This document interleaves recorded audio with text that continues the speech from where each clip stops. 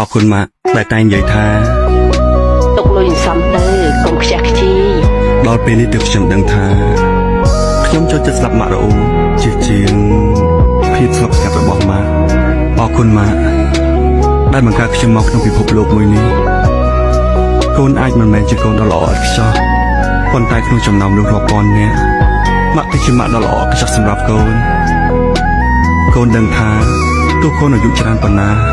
កូនក៏នៅតែជាក្មេងតូចក្នុងកៅភ្នែករបស់ម៉ាក់កូនចង់ប្រាប់ម៉ាក់ថាកូនស្រឡាញ់ម៉ាក់មិនមែនតែថ្ងៃនេះទេតែជារៀងរាល់ថ្ងៃ